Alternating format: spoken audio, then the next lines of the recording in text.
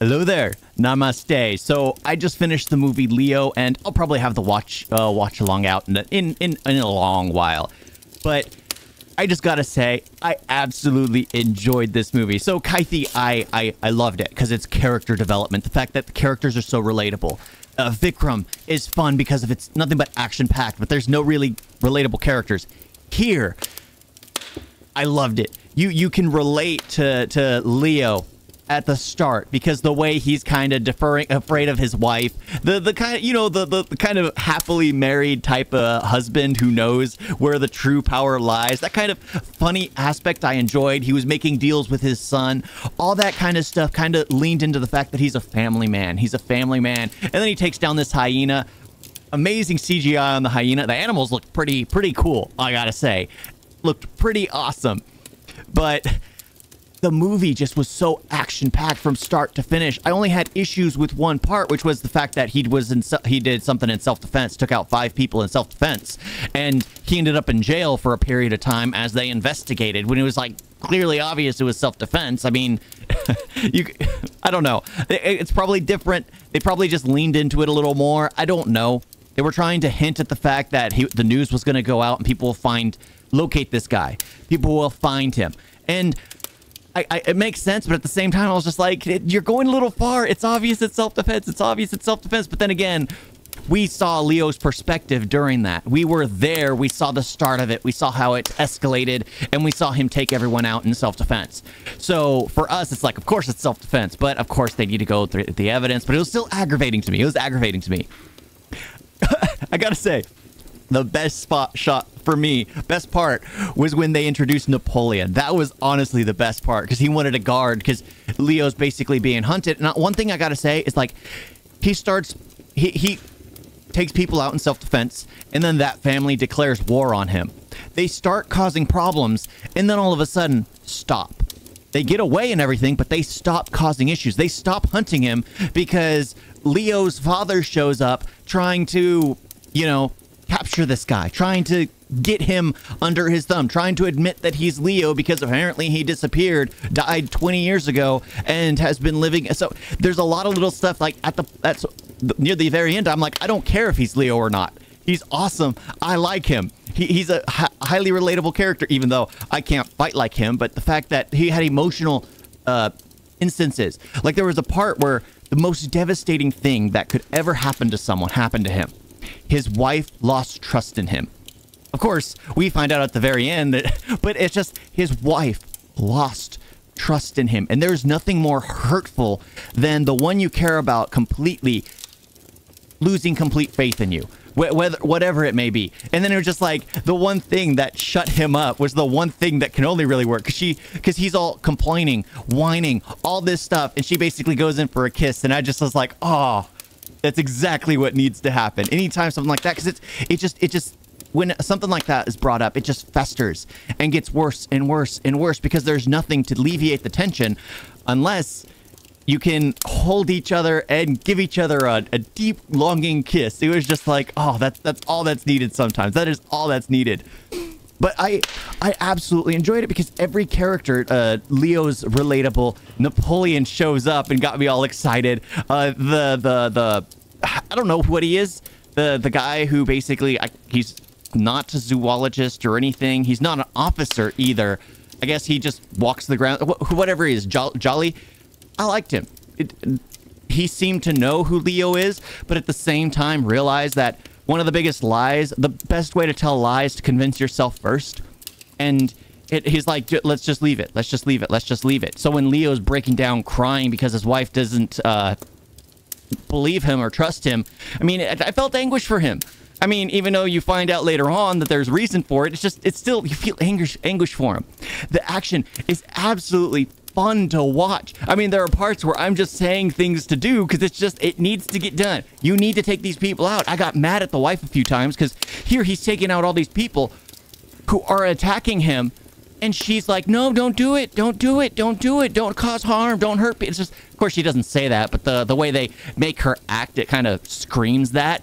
And it's so aggravating because here he's not hunting these people down. They attacked him first. That's the reason why he was on trial. He's doing it again. And again, these people disappear afterwards. They don't get shown again. And it's like, okay, it was there to just start it, but they shouldn't have had the scene where that woman declares war. Like, she's crying over her deceased husband's body in the middle of a pigsty, which, if anyone knows anything about pigs, that body's not going to remain there for long. Because she's all, I'm not going to do the final rites till him and his family are gone. Weeks pass since she made that declaration, and most likely the pigs did the rites for her. They'll eat anything. They'll eat anything. Let's just put it at that. Let's just put it at that. So they feasted on her husband's corpse because she refused to do the respectful thing. And then all of a sudden, they don't do anything with it because, well, I guess Leo's father shows up in town and starts taking him out little by little by little. So it's like, it makes sense, but at the same time, it's like, why? But the fact that nobody trusts him, and it's just like, that's one of the hardest things, is when the ones you care about the most don't trust you. Everyone's like calling him a killer, a murderer, his own family. And it's just like, here, he has spent 22 years of his life with this family, being the kind-hearted person he is, caring about nothing but his family. And then one act of self-defense leads to everyone calling him to be a murderer. And it's like, it's self-defense.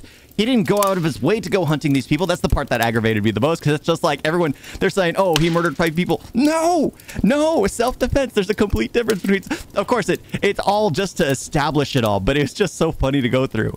The fact that there are people who wanted Leo to be free. If he's alive, he can live a happy life if he wants. The guy who basically raised him, not the father, but the one who was. So I like this story. And then, of course, at the very end, where he gets called by Vikram and invited into the fold. It's like, okay, you did this one thing. I know who you are. It's either you do what I tell you or I'll leak all your information. Yeah, so I love this movie. This one is my top.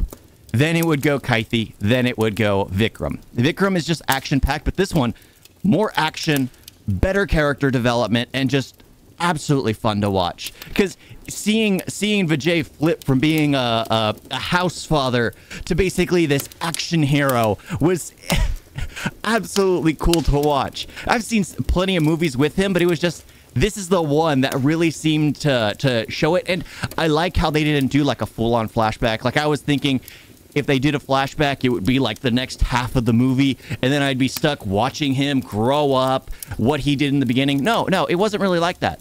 How we get the flashback, how we get the origin story of Leo is his friend Jolly, I think his name's Jolly, goes to a prison where the last person who knows about Leo is, and interviews him. It's just like, what happened? And then we get I think it was like a 20-minute segment of a flashback. It wasn't an hour. It was just like 20-minute segment. And I'm like, okay, that's decent. Because I was thinking a flashback would actually take away from the story because there's so much going on right now. And it just added a little fluff. And I liked it. I was okay with it. It wasn't a big deal. But this movie was absolutely entertaining. Absolutely. Seeing the cast, star-studded cast, seeing Vijay in a film that I would absolutely enjoy to watch again.